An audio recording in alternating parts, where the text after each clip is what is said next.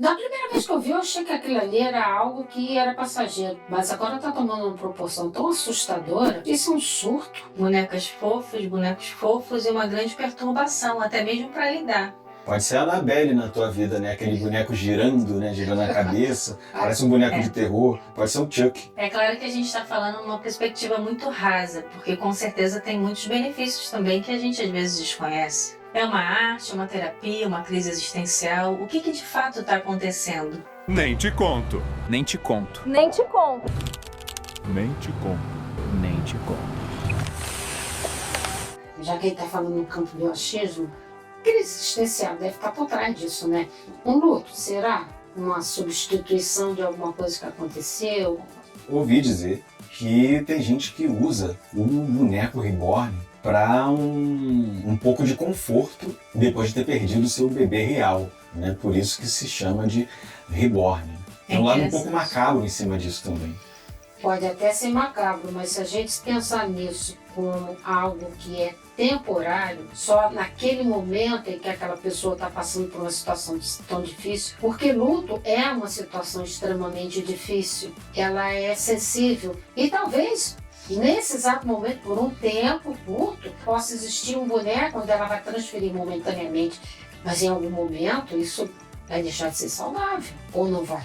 Tem um quê de volta à infância nisso? Será? Quando eu era criança, aquele boneco, naquele momento, ele tinha uma personalidade própria, ele tinha uma vida, tinha alguma coisa que eu enxergava que aquele boneco fazia quando eu não estava por perto para poder manipular aquele boneco. Será que tem um pouco dessa volta? Tem um resgate de infância tardia, se é que se dá para dizer isso? Porque se a gente for pegar o benefício desse boneco num asilo, para as velhinhas que têm uma certa demência, que têm doenças graves, que jamais poderiam interagir com um bebê de verdade, muitos benefícios poderiam ocorrer. E ocorrem mesmo. Eu acho que elas não estão mais na condição de decidir se aquilo ali é real ou se não é real. E aí traz o conforto emocional. Momentaneamente pode até a gente achar que tem esse retorno, mas qual é a diferença do adulto que está com uma criança para a criança que está brincando? Como era você diante do seu brinquedo favorito? Você falava com ele e o boneco falava com você. O simbolismo é a maneira como a gente vê hoje. E será que ele percebe que há uma diferença quando ele era criança para que ele é agora? É muito complexo a gente responder quem vive essa realidade, porque a gente não vai alcançar a intensidade e a profundidade dessa troca. Eu, como mãe, eu jamais conceberia me ver nesse lugar, porque é uma relação não de mão dupla, porque você, com um boneco, você só doa. E esse retorno? Como que existe? Eu fico curiosa para entender um pouco melhor. É claro que, como eu sempre falo, estou olhando de um lugar muito raso, porque só quem vive é quem sabe.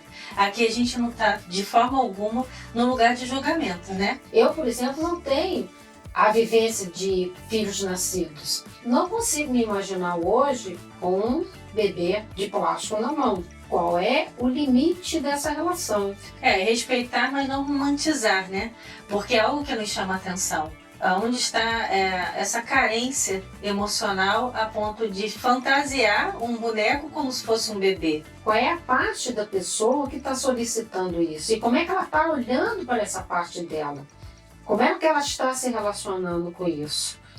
Qual é o simbolismo que está por trás? Até porque onde tem um excesso esconde uma falta. Exatamente isso. E aí quando é preenchida essa falta com um boneco, aonde está essa causa? Até onde vai? O que se constrói? Nós não estamos julgando. Só queremos conversar sobre, né? Mas a gente quer levantar algumas coisas para que vocês que nos ouvem pensem, questionem, reclamem. Mas respeitem, acima de tudo. Falando a respeito, Cris, tem um caso bem recente, cidadão que disse ele ter confundido uma criança de verdade com um bebê reborn e bateu na criança de verdade. Bom, tá preso agora, ou respondendo pelo menos por isso, saiu de controle com a desculpa de bebê reborn. Pois é, e nossa ideia justamente de falar sobre é para levantar a bandeira do respeito, né? Acima de tudo. Não importa se era um boneco ou não. Podia ser um boneco, podia ser um objeto, podia ser um cachorro, qualquer coisa. Qual é o direito que alguém tem de agredir Porque acha, Porque acha, né? porque achou, porque pensou, não, eu posso dar um tapa porque é um objeto. E aí deu no que deu. E a criança saiu machucada. Rápido intervalo para poder lembrar vocês do seguinte: hidratem-se, deixa o like, inscrevam-se no canal, comenta alguma coisa, deixa um emoji. Do que a gente não levantou até agora é do que está por trás da questão da indústria. Pode ser até que o bebê reborn ele passa a ser o boneco padrão, né, de qualquer fabricante de brinquedo amanhã. E a gente só está estranhando muito isso porque está no início. Talvez amanhã nossa visão seja outra.